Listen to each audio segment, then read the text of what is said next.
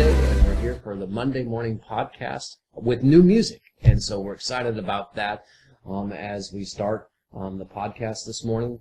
I want to just kind of go back over a little bit of our message on Sunday and kind of hit some highlights of it. It was the last message in our 30 Days to Live, and we were talking about finishing the race. And we used the key passage from Hebrews chapter 12, verses 1 through 3. And the very first thing I talked about is it's kind of unorthodox to be in a race and to look behind you.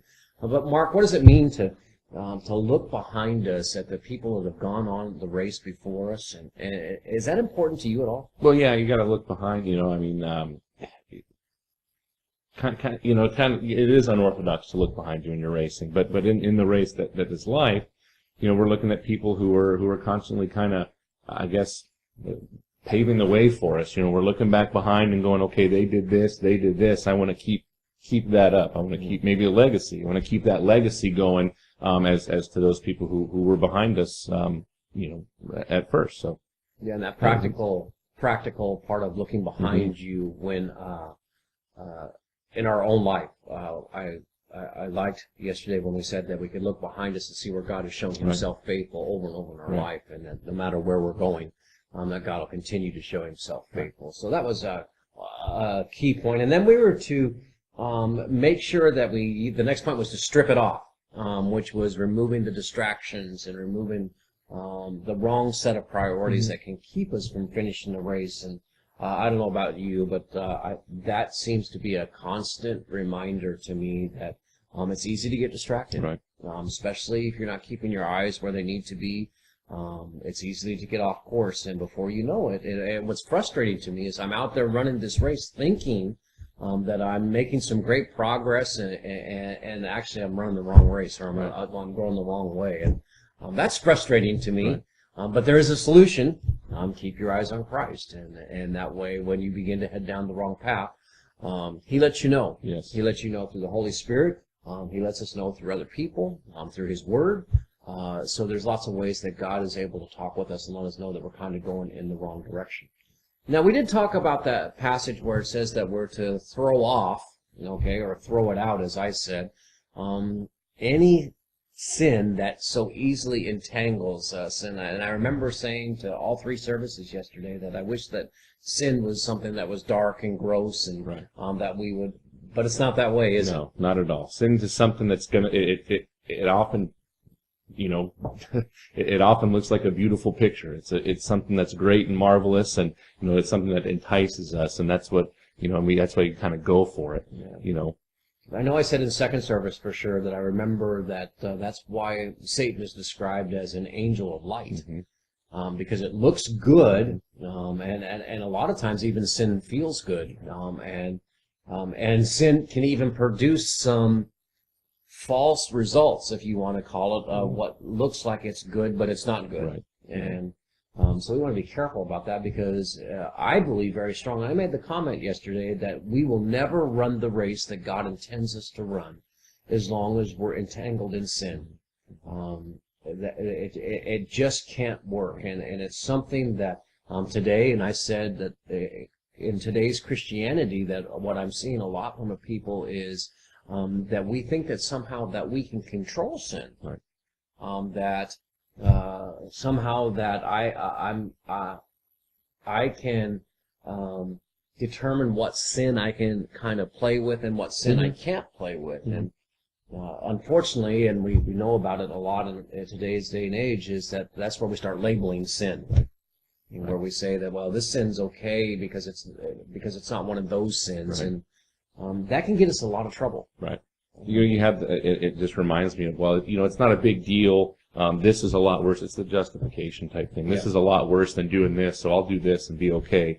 But that's not the way it works. And then we took the last couple minutes talking about the subject that one of our elders has talked to me about, which is the subject of dying.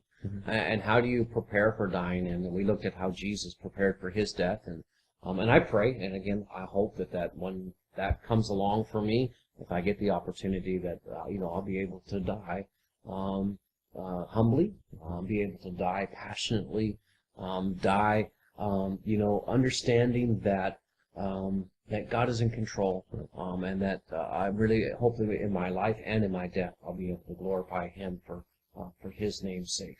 So that kind of wrapped up our series, 30 Days to Live. This weekend we have the Mother's Day luncheon coming up. Oh, yeah.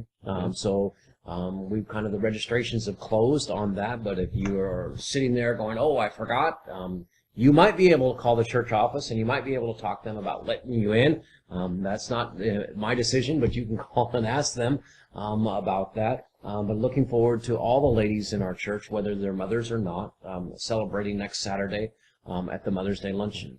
And then, believe it or not, May will be quickly behind us, and we'll be into camps. And oh, yeah. How's it going for camp? Oh, good. We got quite a few kids interested in going.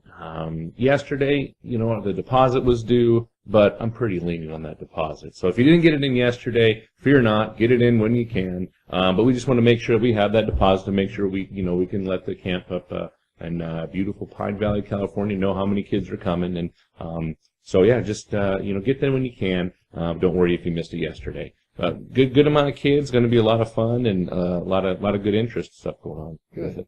Good. And I know that Mike, our youth pastor, who stands behind the camera and makes sure that we're in frame and we sound good. And hi, Mike. You can't see him, but he's back there being ridiculous.